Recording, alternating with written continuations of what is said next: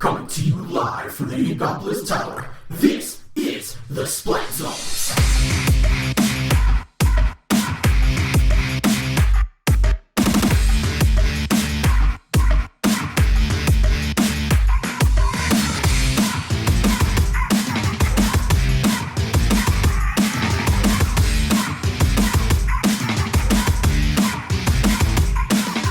Welcome back to the SPlatZones. We are a monthly videocast/podcast dedicated to bringing you the best Nintendo-related topics. I'm your host, Nice1983. And I'm your co-host, MarioAfterParty. And guys, E3 can be called the mecca of video games. Coming from humble beginnings, way in the back of the Consumer Electronics Show, by 1995, it grew into its own massive, week-long celebration of video games.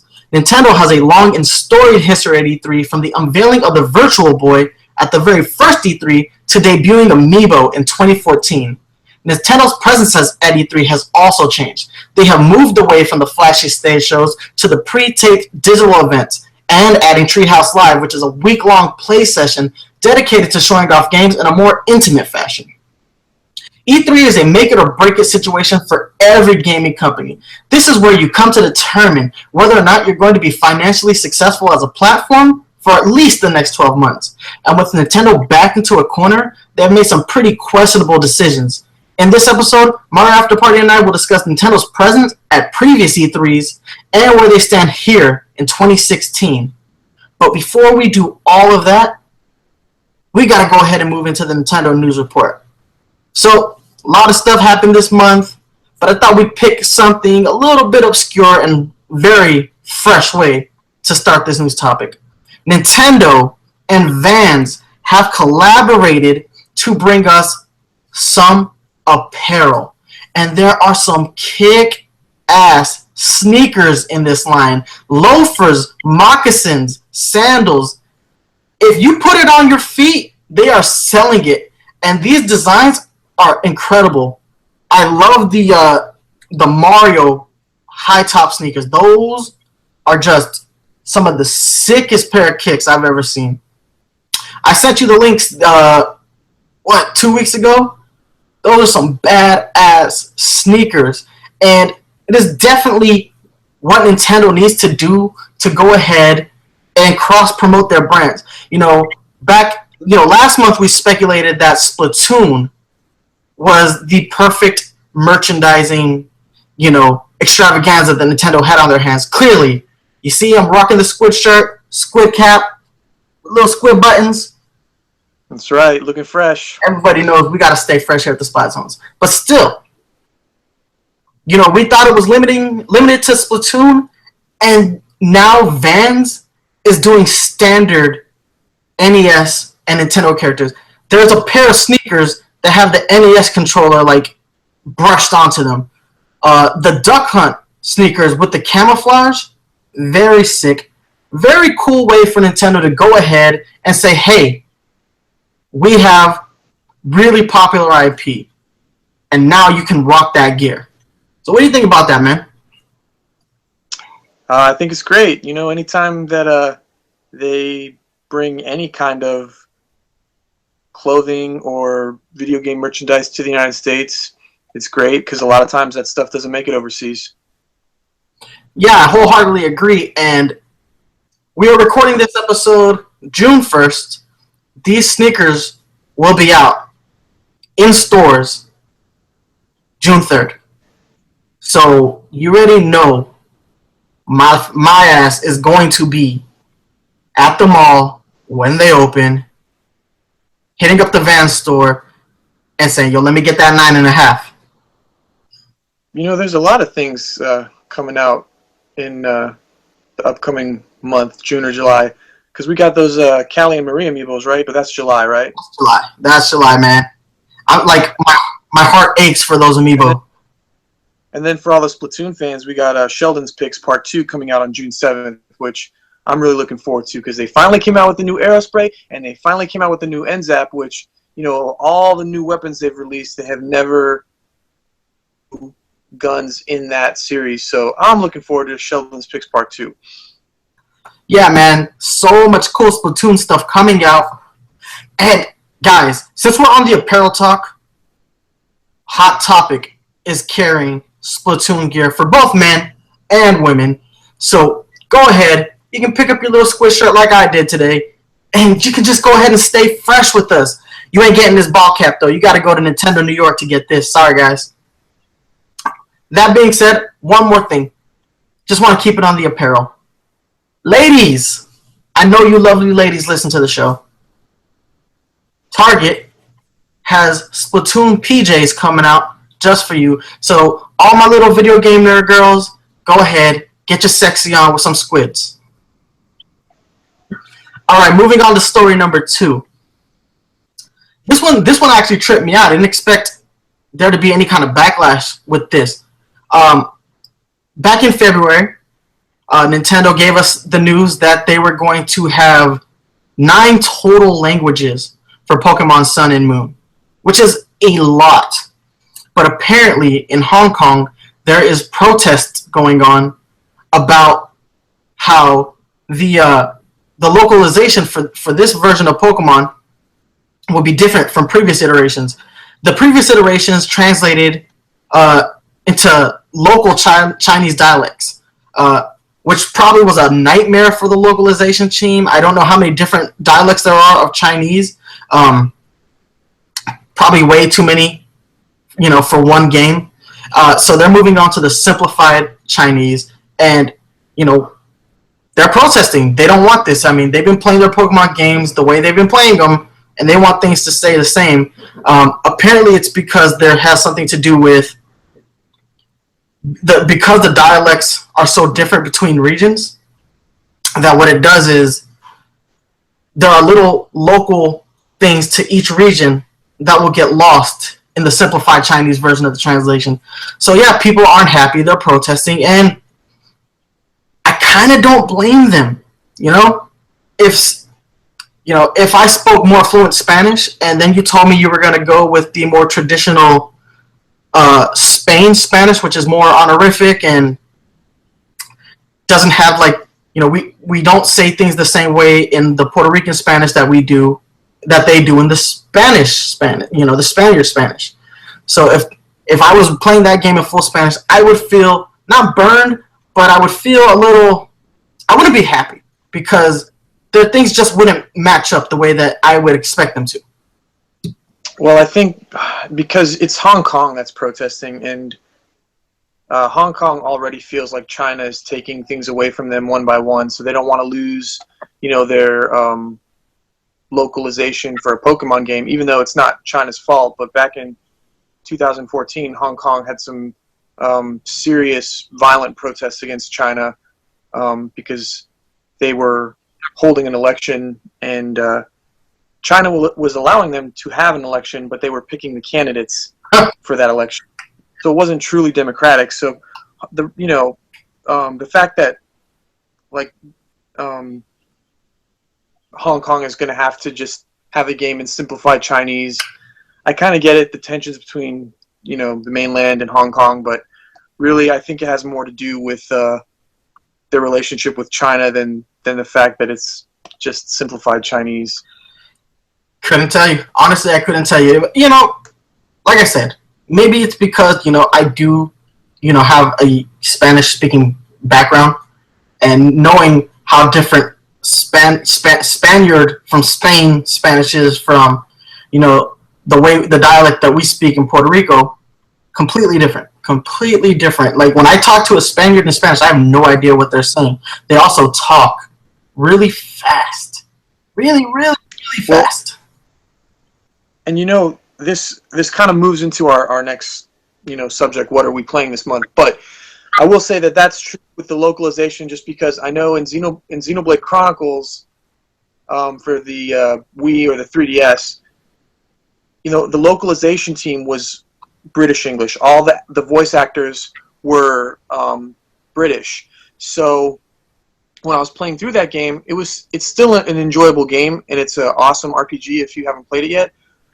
But for me, it is kind of weird listening to all the voice actors, be British, whereas Xenoblade Chronicles X, which is what I'm playing right now, when they did the localization for that, voice actors, and you don't hear, you know, a lot of British voice acting in that game because the localization was for American English, and so it makes a big difference as far as, you know, how I perceive the game or just relate to the characters in the game. Because not that I have anything against playing through a game that is a British localization, but I do prefer an American localization. So, you know, and lately I've been going back and forth between Pokken Tournament and Xenoblade Chronicles X for the games that I'm playing this month. Yeah, you know, Xenoblade Chronicles actually caught some flack for its all British voice cast. So, you know, you're not the only person who thought that. What I'm playing right now, you know, I have been way deep into Splatoon again, like too deep. I need to pull back, but I've been playing that game religiously for the last couple nights. I also recently played Teenage Mutant Ninja Turtles: Mutants in Manhattan. Not a great game. Not a horrible game. Not a great game. It's just okay. I know the reviewers like crucified the game, gave it a 4.9. Definitely not that low of a game. It does have its repetitive moments. Voice acting is great. Character design is great. Story is kind of your typical comic book story, but it was worth $40. I probably wouldn't have paid any more than that, so I'm glad I picked up the PS3 version and not the PS4 version. And I've been playing a little bit of Pokken, getting ready for CES this month. So looking forward to attending that tournament in Orlando. So I've been getting my practice on, giving myself bloody thumbs. You already know. Well, guys, no new amiibo have come out since, you know, the last wave. So no amiibo acquisitions. We do know that Callie and Marie are coming out. Super excited. And your Puerto Rican Squid Boy. Sorry, he's just brown, but I'm calling him Puerto Rican Squid Boy. And your orange Squidling. Love the Callie Marie designs, by the way. I love their little glitter dresses. Love their poses. Love the ink, shooting off of the base. They look really good. Don't know what they do yet. A lot of people have assumed that they're going to add additional music to the game. If that's all they do, yes, please. Because Splatoon has one of the best video game soundtracks of all time. Of all time. So yes, please, more songs. Definitely, yeah. Alright, guys. So we're gonna go ahead and we're gonna take a short little break. Then we're gonna go ahead and move into our topic of the month, which is the history of E3 and where Nintendo stands right now.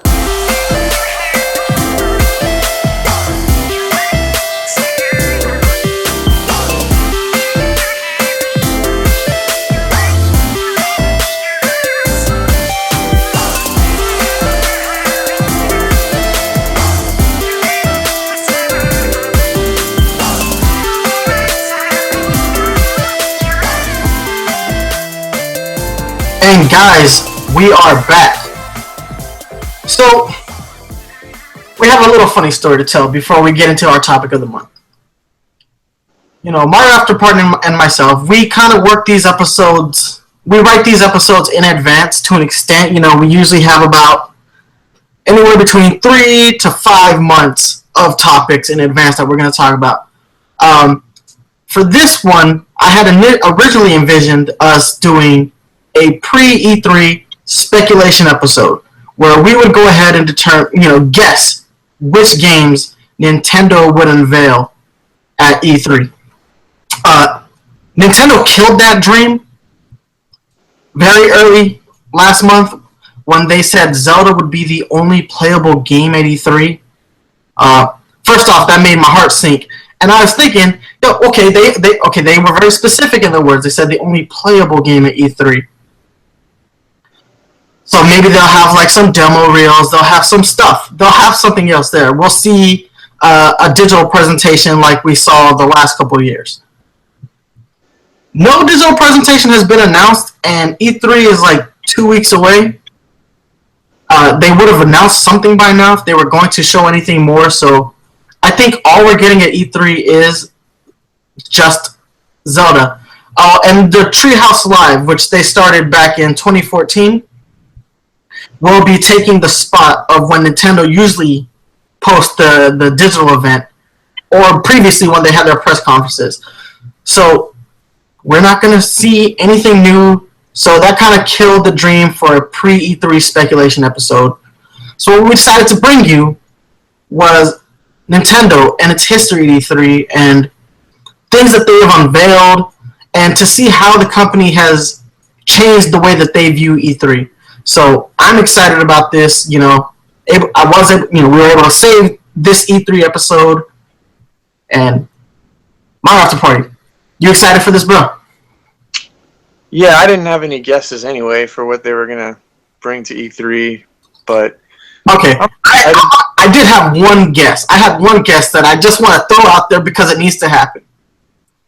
I want an MMA-styled Punch-Out game. And I think the UFC should get behind it, or at least Ronda Rousey, and have Ronda Rousey's Punch-Out. Wow. I'm not a big fan of Ronda Rousey, but still, she's a commercial success. She's in movies, she's in commercials, she's everywhere. So Ronda Rousey's Punch-Out. Do it like the old school Mike Tyson days. At least Ronda Rousey ain't pushing nobody down a flight of stairs. Well, maybe it should be Ronda Rousey's Tap Out because she submits people. She doesn't really knock them out. That's true. That is true. But still, because Punch-Out is kind of like a puzzle game anyway. It's like a puzzle game disguised as a boxing game. I think you could totally pull off that same effect with MMA, especially with the grappling. He's going to turn this way, so you have to shift this way. Make it a puzzle game.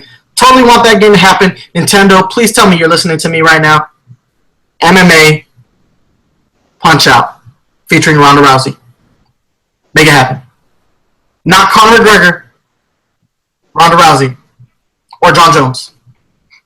Not Daniel Cormier. All right. So, moving on. The first E3 was held in 1995.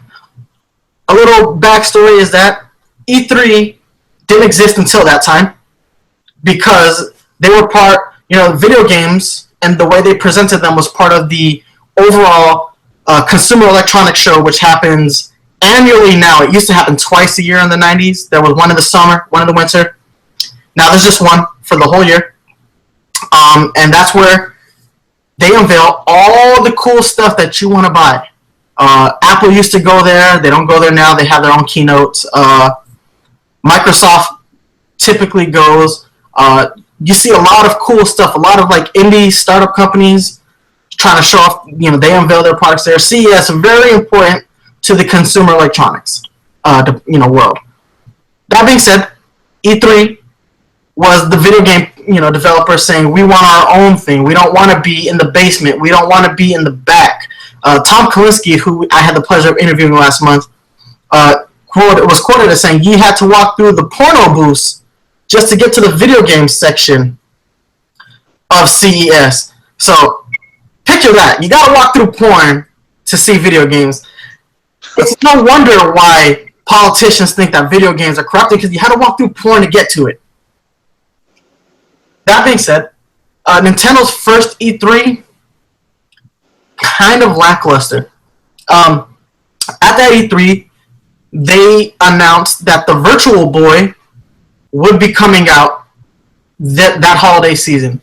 I think we can all attest to the failure of the Virtual Boy.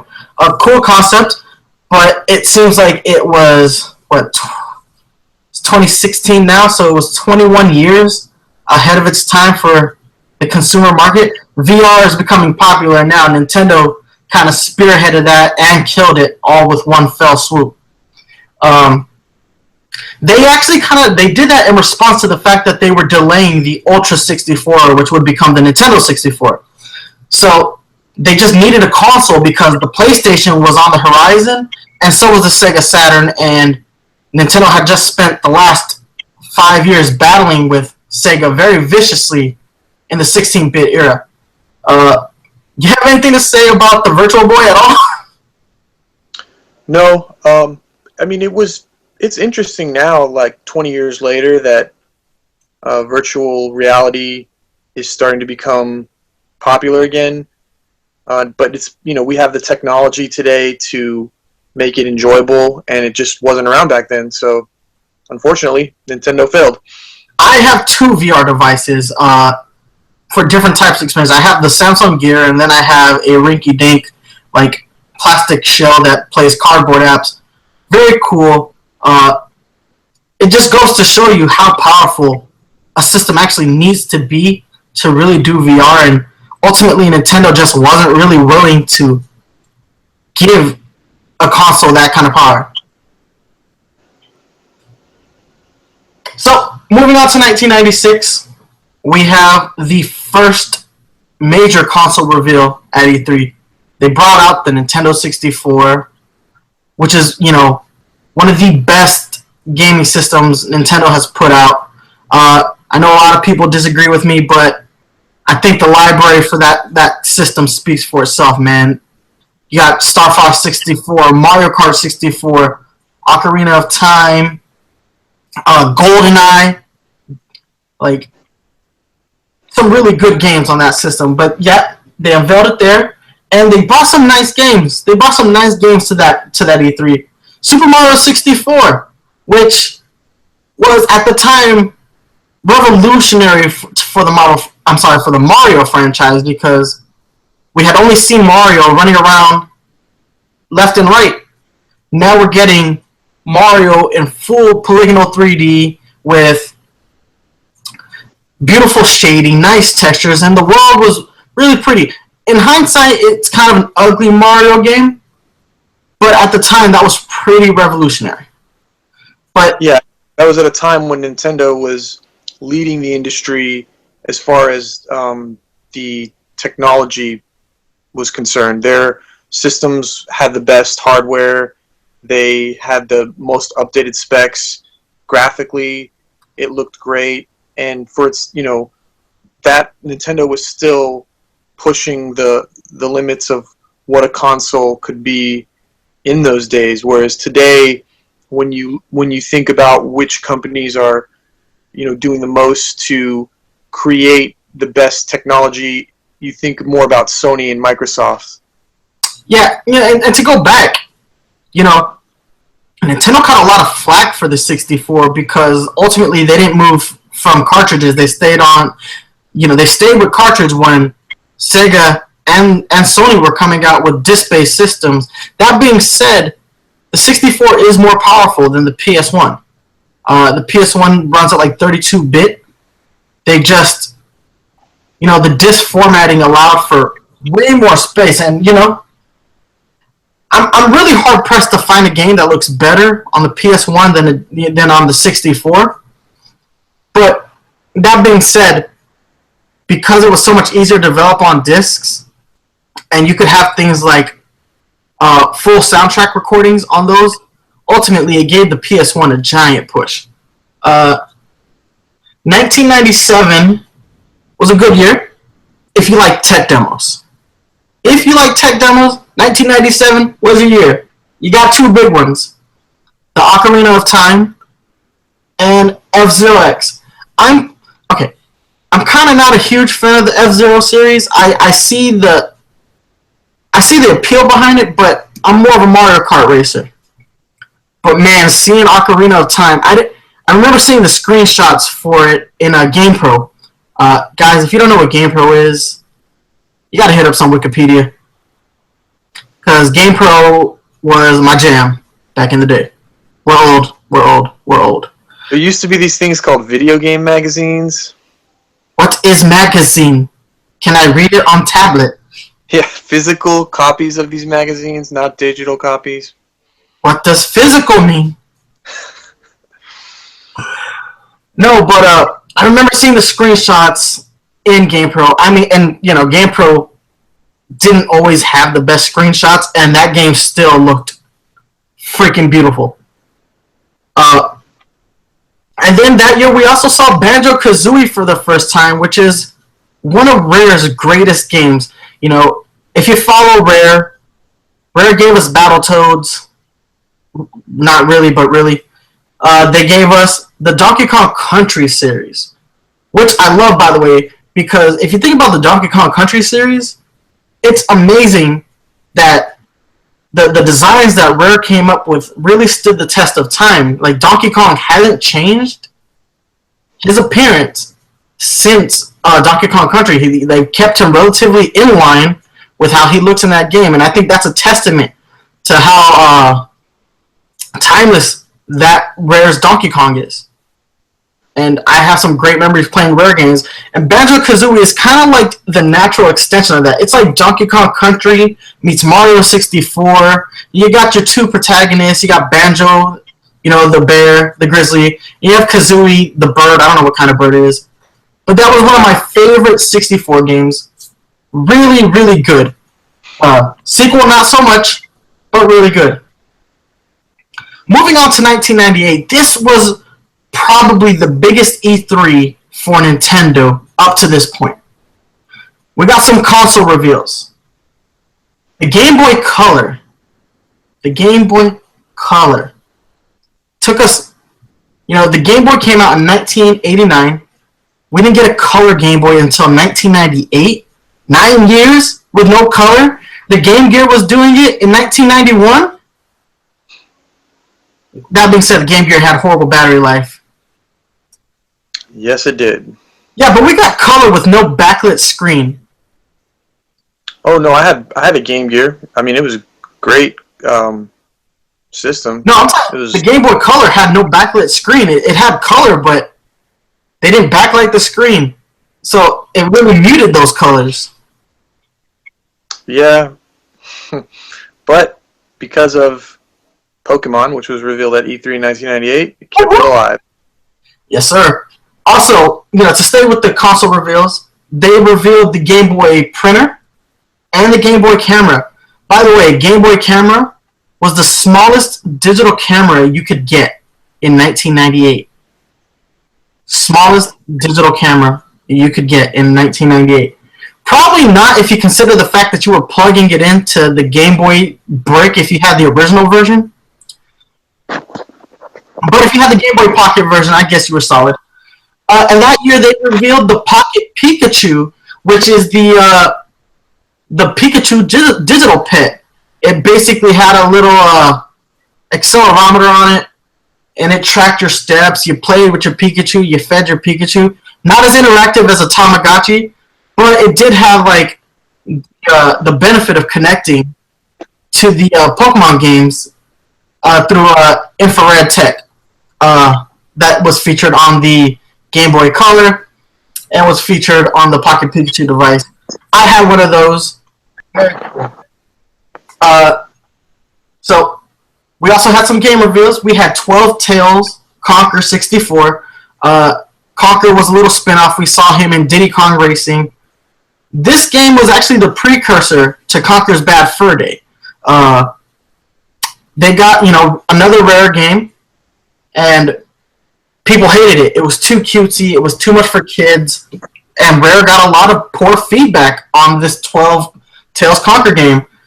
Eventually, it became Conker's Bad Fur Day, which is like the first M-rated game to appear on the 64, and that game is...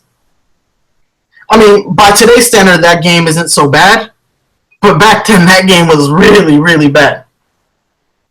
We got F1 Grand Prix, F-Zero X unveiled for officially No More Tech Demo, Cruisin' World, which was the sequel to Cruisin' USA, which is one of my favorite arcade racers, and like MarioAfterParty said, Pokemon Red and Pokemon Blue were unveiled at E3 1998, which is where the phenomenon begins. But they didn't just reveal the games. They went a step further. Afterparty, do you know that at E3 1998, they unveiled the Pokemon anime as a way to help promote and push Pokemon Red and Blue into the phenomenon that it is now? Yes, I do. So, big year 1998. 1999, We didn't get a console reveal. We got a code name. We got a Dolphin. Codename Dolphin, which would ultimately go on to become the Nintendo GameCube. We also got some weird games that year. Resident Evil, Star Wars Episode 1 Racer, horrible game. Anybody who swears that game is good, you're liars. Conker's Pocket Tales, which was the first actual introduction to Conker's in his own solo debut. Donkey Kong 64. This is a game that split people, man.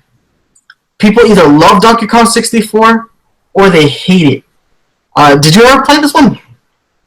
No, I never got a chance because I never owned a 64. You were a PS1 kid, weren't you? Yep, for a while, I stuck with Sony. I had a PS1 and a PS2. I really didn't. My sister had a GameCube, so I did get to play a lot of GameCube games, but I didn't really own, from the Super Nintendo onwards, I didn't really own a system or a Nintendo console until the Wii came out. Then I had a Wii, but I did not have a 64 or a GameCube. Straight up. Guess we're moving into 1999. Continuing with 1999. There were, like I said, this was a game year.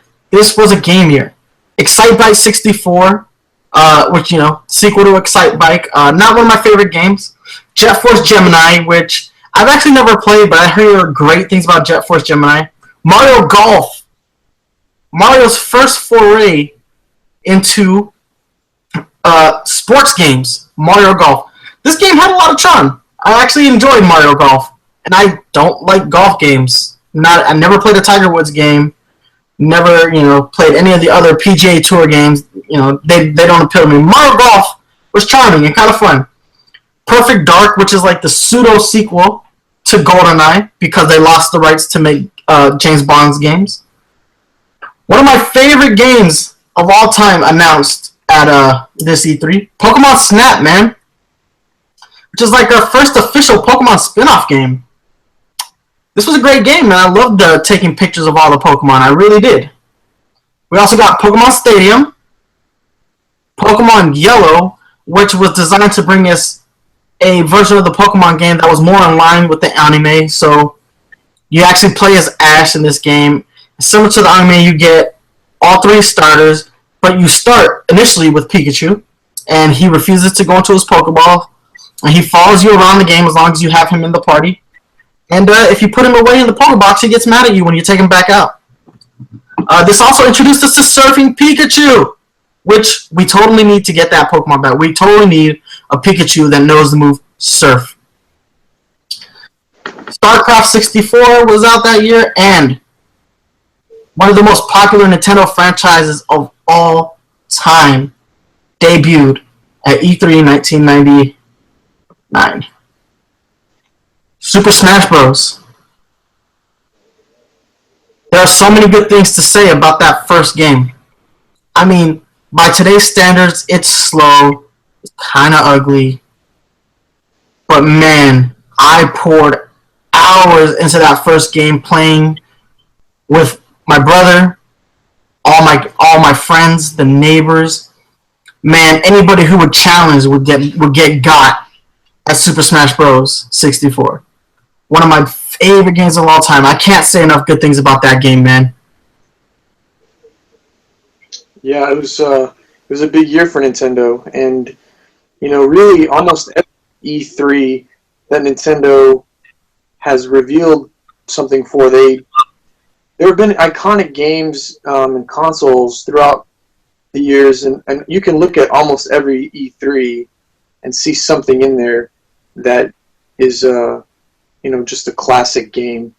Yeah, man, again, this is why we're doing this episode, guys. Nintendo has a long, storied history at E3. Sometimes it's really good, sometimes it's really bad. But, Nintendo's presence at E3 has been, mostly really good. Yeah, I agree. I mean, there are very many years where it was bad. The majority of the time Nintendo showed up, they knocked it out the park. Yeah, And, we're going to go on and we're going to give you our thoughts a little bit more about this year's E3 and how we feel about it in direct comparison to these previous E3s. But that being said, man, Mario AfterParty is 100% right. More often than not, Nintendo got it right more than they got it wrong. 2001, we got the unveiling of the GameCube. The GameCube, literally, up until that point, the best console since the Super NES. So many good games on the GameCube. So many good games. Oh, I'm sorry, did we skip 2000? Man, we jumped ahead. My bad, guys. Skipped a year. 2000, nothing revealed console-wise, but we got Banjo-Tooie, The Legend of Zelda, Majora's Mask, my favorite, Conker's Bad Fur Day, which is officially the last game to be released on the N64. We got Paper Mario that year, Mario Tennis, Pokemon Gold and Silver were revealed that year. The sequels to an excellent franchise. Mario AfterParty and my favorite Pokemon game, I believe, right? That is correct. Yeah, that's the one that added all the features that would go on to become part of the overall meta, like breeding, day and night, evolutions, special effects. All those things come from Pokemon Gold and Silver. Very good games. Now, moving on to 2001. The GameCube. Again, up until this point, this has been Nintendo's best console since the Super NES. A lot of great exclusive Nintendo games on the GameCube. And at this E3, we got a few really good games that I think have there are a few games here that have stood the test of time. Pikmin. The first Pikmin game was unveiled at the E3, and that has gone on to be one of Nintendo's core franchises. Not as popular as Mario or Star Fox or even Zelda, but the Pikmin franchise has, it's got a very good, strong fan base. They love the little Pikmin, and they love Olimar. Luigi's Mansion. Luigi's Mansion was debuted at this E3. Oh, and guys, I gotta go back. To the What Are We Playing? Because this past weekend, I was at Dave & Buster's, and I got to play the Luigi's Mansion arcade, which was so much freaking fun. If there's a Dave & Buster's in your region, go play the Luigi's Mansion arcade. Also got to play Mario Sonic at the Olympics 2016 Rio, also fun, and I actually broke a sweat playing that game. But yes, Luigi's Mansion was revealed for the GameCube. Wave Race Blue Storm, and unequivocally the most popular Smash Brothers game unveiled at E3 2001. Smash Bros. Melee. I don't think we have to say too much about Smash Bros. Melee, man. Nope, it's still being played competitively today, so that says a lot considering it's been out for 15 years. Yeah, that game is literally still competitively viable, despite the fact that 2 more iterations of the Smash Brothers franchise have come out. 3 if you include the DS. 2002. Miyamoto walks through the crowd, and he's playing Super Mario Sunshine for the first time ever. He's doing it on an accessory that they unveiled. The Wavebird, Nintendo's first wireless controller since the NES. Man, I had a Wavebird, and I loved it. I wish I still had it, because it was literally one of the best controllers Nintendo has ever put out. We also get Zelda 4 Swords, Metroid Fusion for the Game Boy Color, Star Fox Adventure, which is another rare game, and probably can be the point where Star Fox games started to get weird. I think we can pinpoint it to this game. It initially started off as a different game. It was called Dinosaur Planet. Shigeru Miyamoto saw it and said, hey, let's throw Star Fox in there. Rare obliged, and we get one of the weirdest Star Fox games of all time. But the most controversial game Nintendo revealed at this E3 was The Legend of Zelda: The Wind Waker. Man, do you remember the controversy about the way the game looked? I do. I feel like everybody was pissed off. Some people did, but there's a lot of fans that didn't want to see a cartoony version of Zelda, especially since you had like Ocarina of Time and Majora's Mask, which were more realistic versions of the game that came out previously. So yeah. That being said, the Wind Waker is surprisingly like the most violent Zelda game, and you kind of lose that when you just due to the visuals. It's so cute and cartoony that you lose the fact that Link stabs Ganon through the head with the Master Sword. You also got, at least in America, we got to see Animal Crossing for the first time. Very big game for Nintendo. It's a franchise that's still running strong. It's like in the $1 million club for them. They sell a lot of Animal Crossing games. I gotta tell you guys, this Animal Crossing game is actually a port from a 64 game that never came out to the US. But it did come out for the GameCube. And we get Metroid Prime, which was a huge revitalization for the Metroid series. Okay. So, E3 2003, a lot of people would consider this to be Nintendo's slump. Very big slump. Every game revealed at this E3 was actually revealed in advance in other separate events and news articles through these video game magazines that MarioAfterParty told us about. Still not sure I believe him with physical print. It seems like something that Moses used.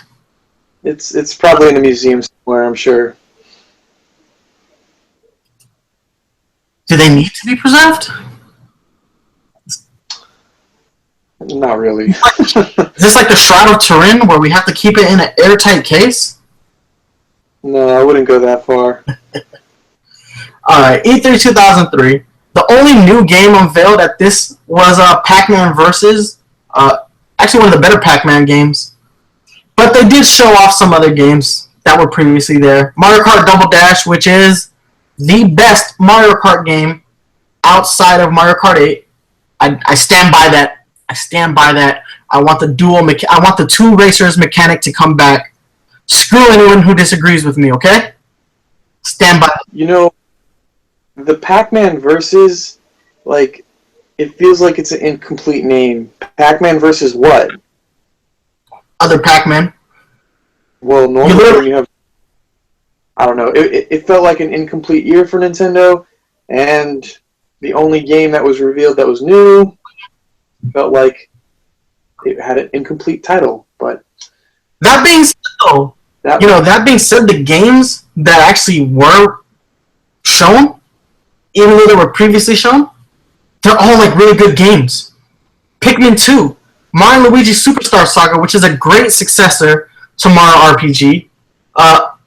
Metal Gear Solid: The Twin Snakes. Beautiful Joe. Beautiful Joe was like one of the best GameCube games. And it's also out on the PS2 at the time, but Beautiful Joe was an amazing game. Resident Evil 4 was exclusive to the GameCube for years.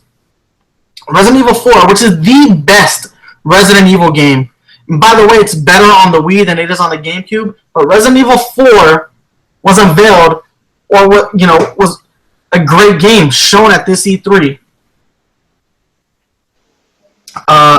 Moving on to E3 2004, MarioAfterParty. What did they unveil at E3 2004, bro?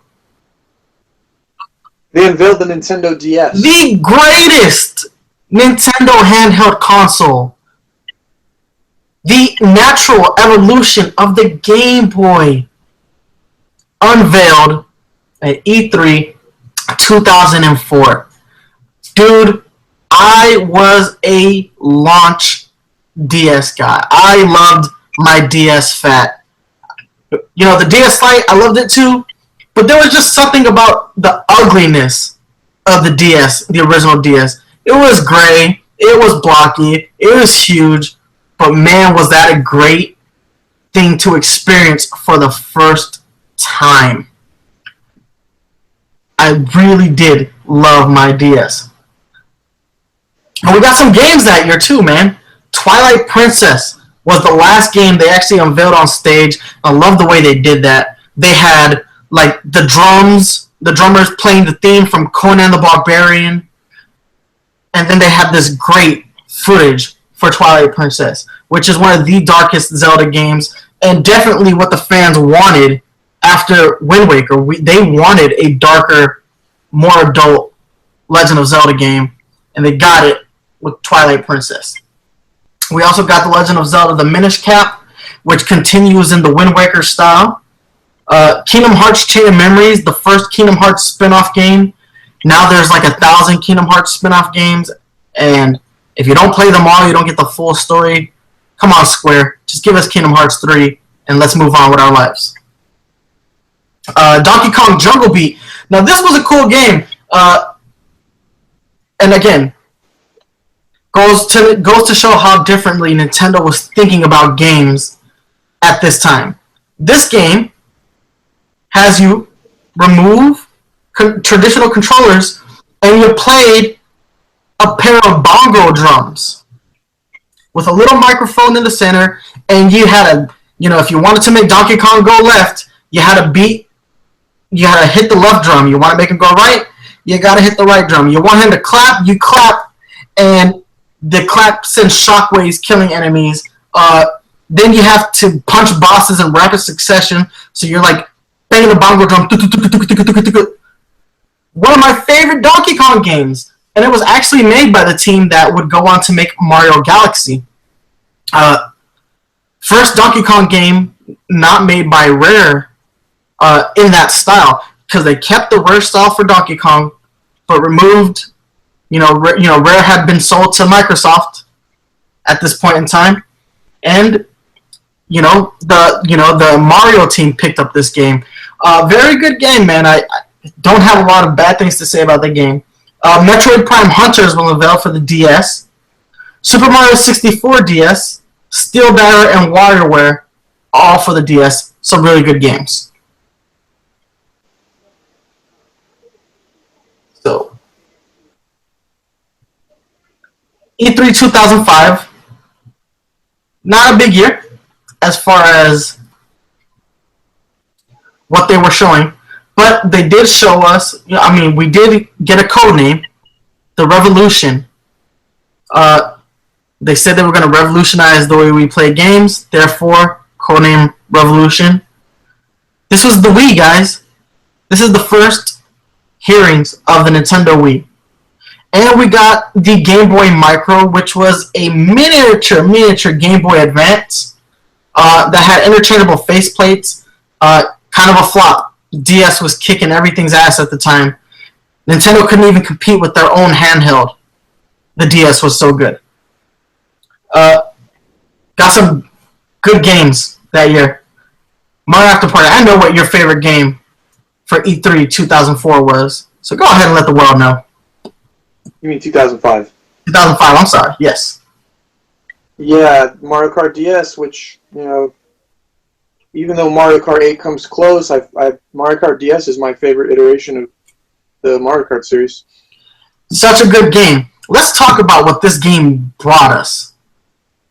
This is the brought online play, which was really important. Online gameplay for Mario Kart. The Wii did not do it first, guys. The DS game did, and it did it really good. I played this game with you for hours, and you were living in London. Yeah, it was a pretty stable connection. It did it really well, and it was awesome. So, and it had a battle mode, which, hey, Mario Kart 8, I don't know why they couldn't put one like a real battle mode in for that one, but the battle mode in the DS version was also one of my favorite parts of that game. Honestly, man, I kept hoping and praying that DLC for Mario Kart 8 would give us a traditional battle mode, and then it just never happened. And a piece of me died. Yeah, I don't know. But like you said, with the Nintendo Revolution, in the following year, 2006, they revealed that it was actually the Nintendo Wii. Yes. They showed it for the first time, too. They showed us a rough concept, but it was extraordinarily similar to what it actually did end up looking like. I'm sorry, that was in 2005. In 2006, they showed us the actual Wii. You're 100% correct. And we got to see the Wiimotes for the first time. Very interesting way to play, right? Yeah, the motion controls definitely took the industry by storm. Yeah, they truly did. And it's, even though the Wii was not the most powerful console of that generation, man, it was kicking everyone's ass, man. Like, first, stores couldn't keep it in stock. I waited outside of a Circuit City, which doesn't exist anymore, an entire night in the cold rain waiting to get a Wii. I'm telling you, it was so cold that my brother got frostbite. And we live in Florida. Imagine getting frostbite in Florida. I was going to say, in Tampa, really? Yeah, he got like a mild case of frostbite. It was, nothing horrible. He still has feeling in his toes and whatnot, but he got a mild case of frostbite. We had to take him to the hospital. But man, it was worth it. Say that again? It was worth it. No, totally worth it. Totally worth it. Look at the games, man, that they unveiled for the Wii. Wii Sports, the pack-in title, the reason everybody wanted a Wii. Wii Sports completely revolutionized gaming because all of a sudden you had adults playing, you had children playing, you had teenagers playing, you even had people in old folks' home wanting to play the Wii. They were using it for exercise because it was working. Everybody was getting up to play Wii Sports. Everybody wanted a piece of Wii Sports. My favorite was bowling. Bowling, I almost wrote a perfect game, but I love bowling. I actually like boxing a lot too, and tennis was great. We also got, for the Wii, Twilight Princess. Now, I know we said Twilight Princess was unveiled in 2005. Twilight Princess got delayed so that it could come out as a launch title for the Wii. And then I think what's telling here is that the Wii version actually came out a month before the GameCube version, even though the game began its development life as a GameCube game. It got pushed. The GameCube version got pushed to the side for the Wii version. That's how important the Wii was for Nintendo and their future, in their opinions. They thought that they needed to unveil a Zelda game right off the bat. We also got to see Star Fox Command for the DS, Legend of Zelda Phantom Hourglass for the DS, WarioWare Smooth Moves. They showed Smash Bros. Brawl for the first time. And we got to see the final chapter in the Metroid Prime trilogy, Metroid Prime 3. So, 2006, definitely a strong year for Nintendo. Might be the best E3 since 1998. That being said, this is the first actual E3 press conference for Nintendo that I watched live for the first time. So, watching this for the first time, watching that stage show, watching them unveil all these cool things on the stage, I really had this jealousy inside me. It's like, oh man, I wish I could be there. E3 2007, a little bit of a smaller year, but Nintendo, they were winning. They were winning the console wars, and they outright just said it in their E3 2007 presser. Reggie comes out on stage. He's like, my name is Reggie. I am happy. Goes on to explain how the DS is kicking the PSP's ass. Goes on to say that the Wii has become an overnight success. And they unveiled some peripherals for the Wii. Man, Wii peripherals are some of the worst peripherals in my opinion, though. All peripherals for the Wii are pretty much just plastic shells for the controller, the Wiimote. But we got the Wii Zapper, which was a plastic shell. You put the Wiimote and the nunchuck in, and you had like a makeshift gun. The name very reminiscent of the original Zapper for the NES. We got to see the Wii Wheel for the first time. The Wii Wheel. And it was unveiled with a game that Mario AfterParty and I literally got into a physical fight over. We literally fought and wrestled around the house because of this game. Mario Kart Wii. Actually, funny side note story.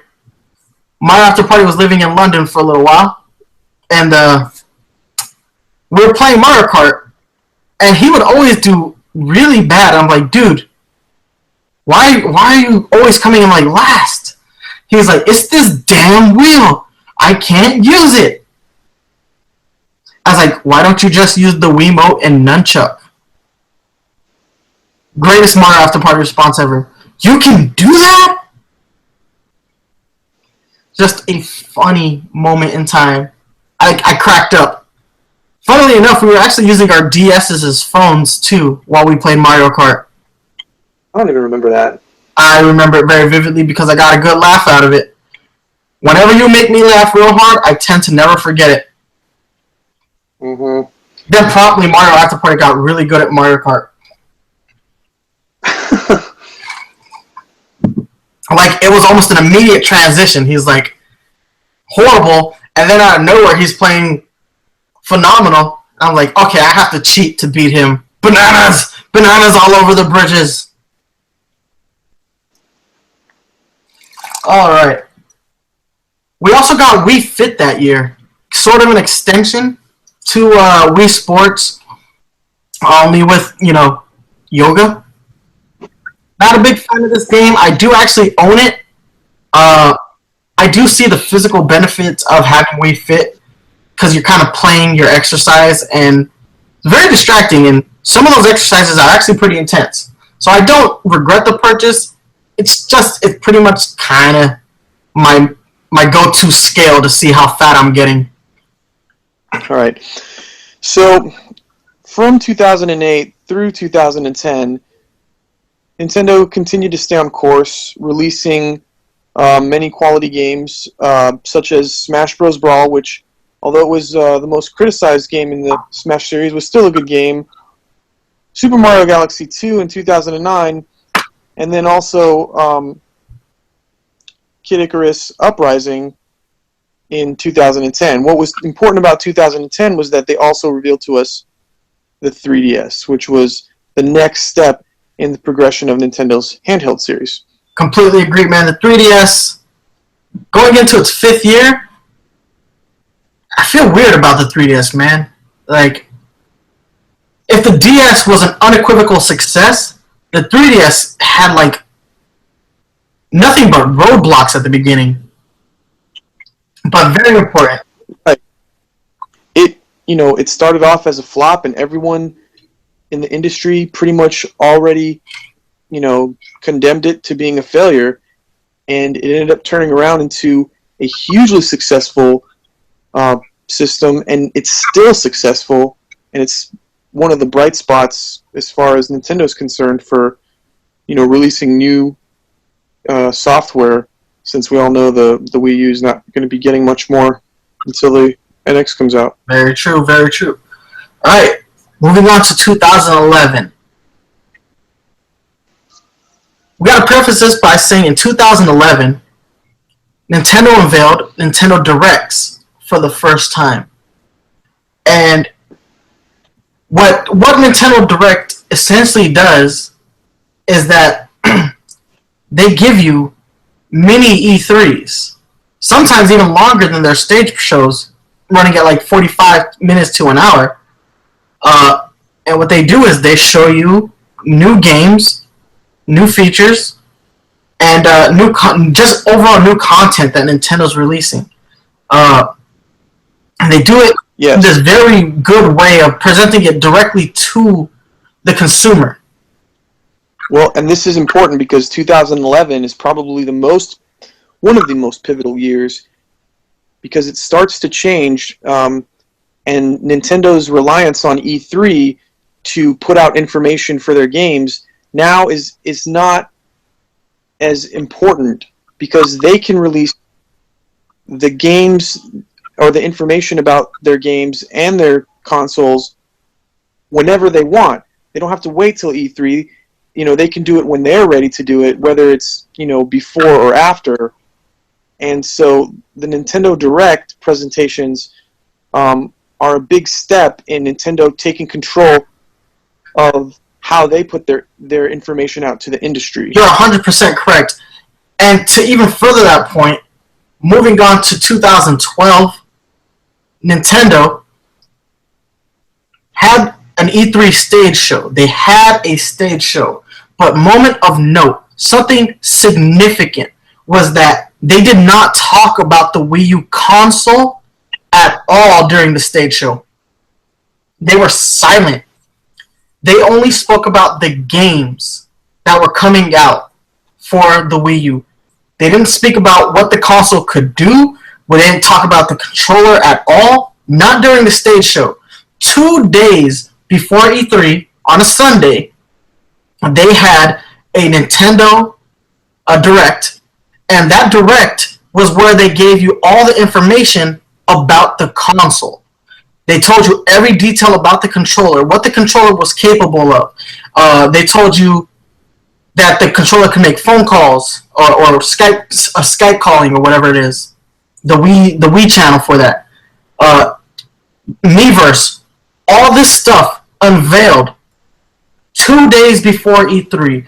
And MarioAfterParty is right. The way that Nintendo could present their content significantly shifted with the advent of the Nintendo Directs. Because if they had done this on a stage show, a Nintendo stage show would have been 2 hours long if they had to break down every detail about the controller the way they did in the Direct.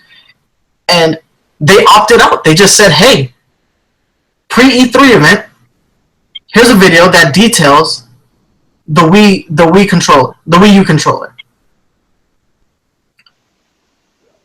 Moving on. Yeah. Go ahead. Go ahead. No. So, as we move along, though, Nintendo eventually began to evolve the Nintendo Direct presentation. They have the Nintendo Direct, which is usually a 30 to 50-minute presentation, but they also have Nintendo Direct Minis as well that they've started to create. When Nintendo wants to release even just a little bit of information, between 5 and 15 minutes, they, decided, well, we need to come out with the Nintendo Direct Mini. And they even have Nintendo Direct specials for specific games where the only focus is that one game. So now, instead of having to feel like they're obligated to present, everything at E3, now you have Nintendo saying, okay, you know what? When we're ready to have a main Nintendo Direct, we'll have one. But if we only have just a little bit of information for you, we're going to go and throw out a mini. And then if we just want to focus all of it on one game, we're going to have a Nintendo Direct special, which is what they did for, Pokemon. So that's started to evolve too over the years. I know that you were going to talk about 2013, which was another big year for Nintendo game-wise. Oh man, yeah. So let's get into that. Big games. And up until this point, the Wii U was flopping hard. People didn't know if it was an upgrade, an extension. They didn't know. Wii U wasn't doing great. But they were able to pull some pretty big games out their ass. Super Smash Bros. For Wii U and 3DS. Beautiful trailer. This is where we got the Mega Man trailer. So, we knew this game was coming out. Mario Kart 8 which to this day is the highest install base for a Nintendo Wii U game, with something like 55% install base, which is significant for Nintendo. Mario Kart games sell. Super Mario 3D World, nice Mario game. Not the Galaxy that everybody wanted, but a really good game. Tropical Freeze for Donkey Kong Country. A Link Between Worlds for the 3DS, great game. The Wind Waker HD, a great game repackaged in an HD format. X was the biggest mindfuck of this E3. Everybody thought we were getting a Metroid game. Turns out we got X, which would evolve into Xenoblade Chronicles. Nintendo picked up Bayonetta, The Wonderful 101, and Pikmin 3. Some great games that year. 2014, Nintendo decided to ramp things up. Very cool. Again, using the digital format throughout the year with their Nintendo Directs to present us with games, and then showing us like some really big ones at E3. But I think what's most notable about this E3 was Nintendo's commitment to Super Smash Bros. For Wii U by holding an invitational tournament where they picked some of the top 16 players in the world to duke it out on stage. And, man, they did it big, man. They did it so big. It was a huge spectacle, and people loved it. And this is where Zero began his illustrious streak, winning the first ever Smash Wii U tournament.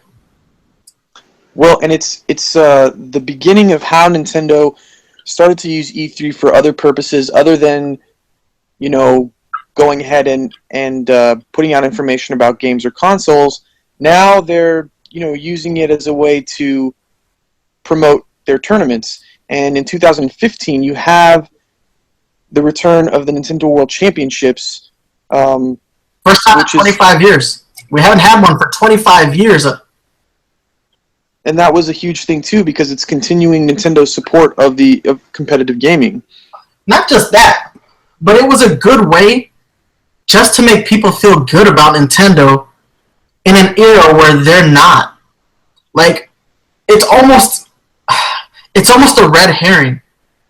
With the failure of the Wii U, the commercial failure of the Wii U, people don't feel confident in Nintendo. And by them having these tournaments and these giant shows, it's almost like putting a Band-Aid over the owie.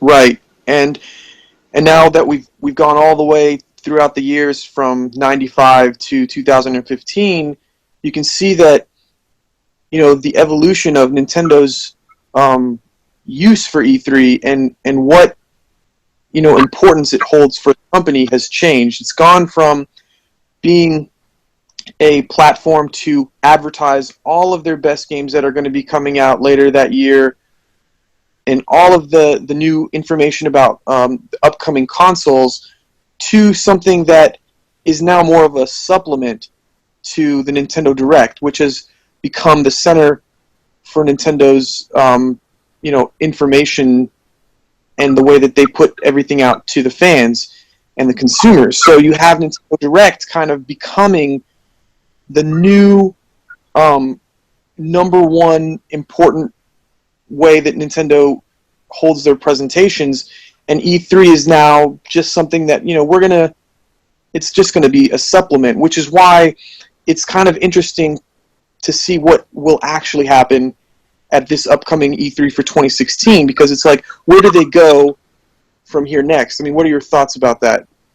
This is weird because ever since the Direct started, I am a huge proponent of the Directs. One of Iwata's best decisions was the Directs.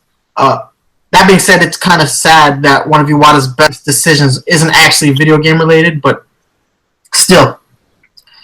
It makes me wonder, does Nintendo need E3 the way that Microsoft and Sony do? Like, I mean, it's awesome when Nintendo comes to E3 because, man, Nintendo typically has the largest booth. I mean, they've had the largest booth for 20 years.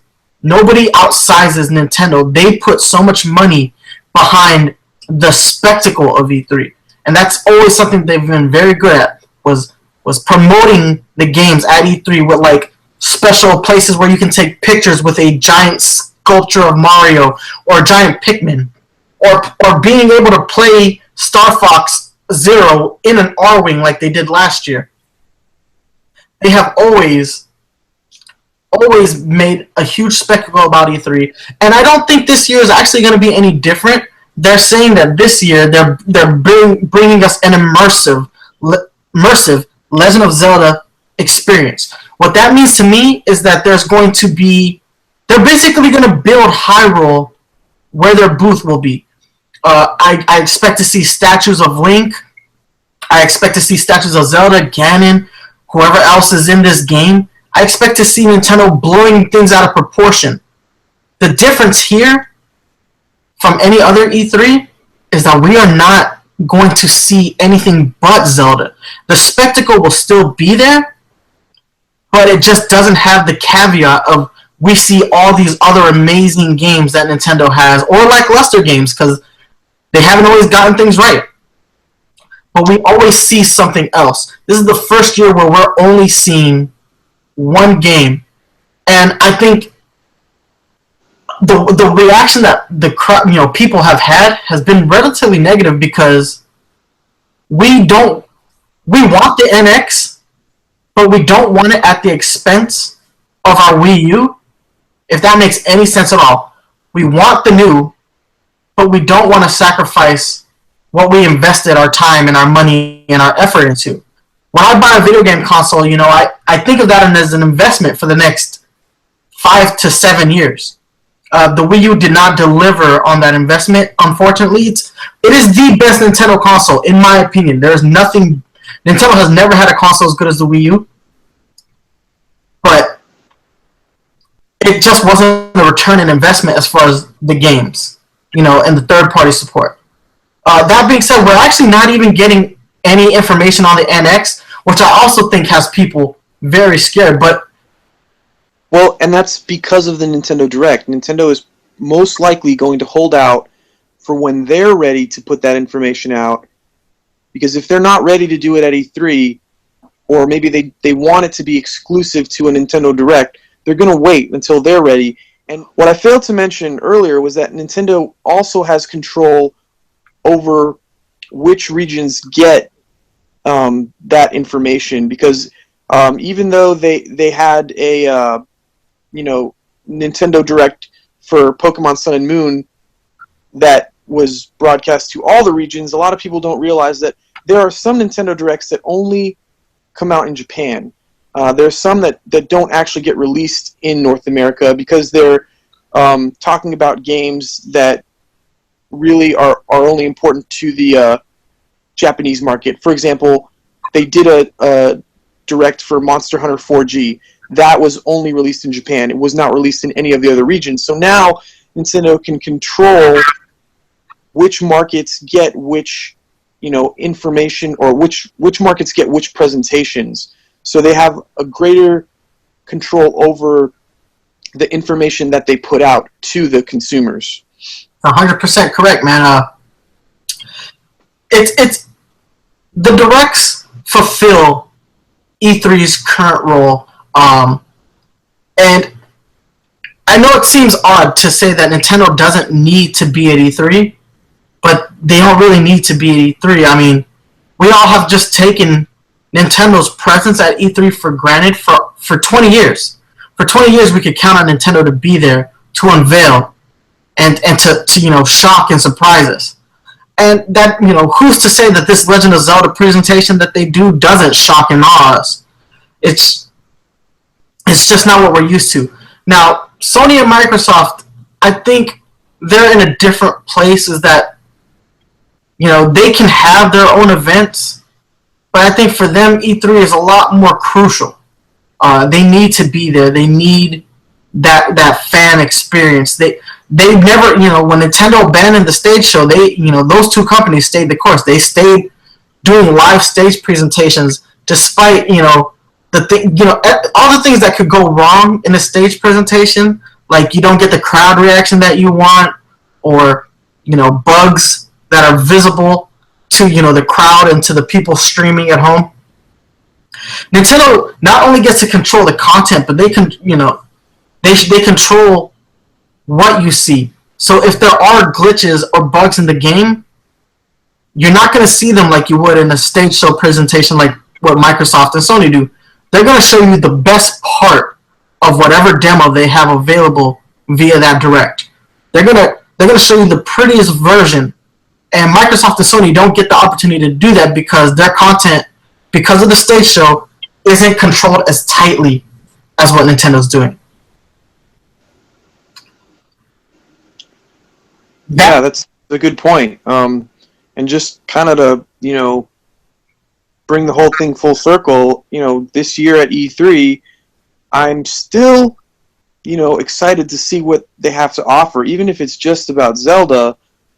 But I do think that they are going to present us with some information about, either other games or maybe a little information about the NX. At least that's what I'm hoping. It might not happen, but I know they said that we're not going to get any playable demos of anything but Zelda, but I do think, Nintendo usually they like to surprise their fans, and I think that we're probably still going to get at least one surprise for this E3. That being said, I'm going to drop what I think their surprise is. I think we're going to see a full-fledged Zelda line of amiibo.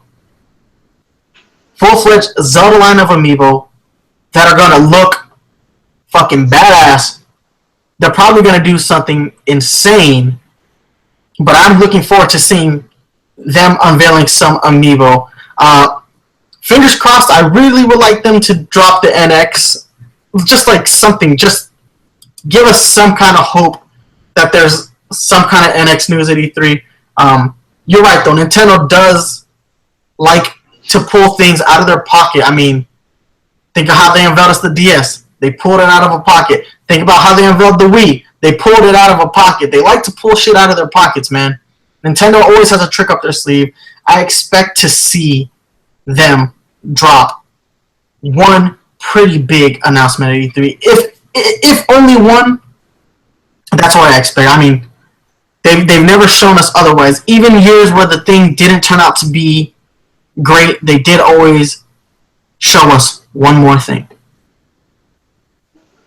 I agree. Guys, that is our pre-E3 speculation episode. Even though there's literally no speculation, it's our pre-E3 show. This was a good one for me. This one was a good one. Doing the research for this episode really brought me back, down to memory lane.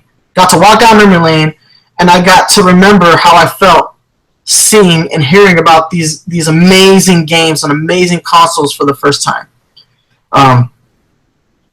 Nintendo's presence at E3 has been important, but MarioAfterParty said it very succinctly. The Directs fulfill that role, and I think that's something that we all need to take note of. The Directs fulfill that role wholeheartedly. I mean, sometimes we get more out of Directs than we've ever gotten out of E3. True. And it doesn't mean that Nintendo's just going to forget about E3. It's just E3 is becoming more of a supplement now to it's more of like a bonus than anything else. I 100% agree. Any closing thoughts, brother? No, I think we pretty much nailed it, unless you got something to say. Always got one more thing to say. Guys, you know that you can hit us up on Twitter at Nice1983. You can hit us up by email at Nice1983 and now the SPlatZones at gmail.com. Both of them Gmails, easy to remember. You can hit us up on Facebook, facebook.com/Nice1983/game collecting. You can hit us up on our website, Nice1983.wix.com/game collecting. If you are a fan of the SPlatZones, we got some great news.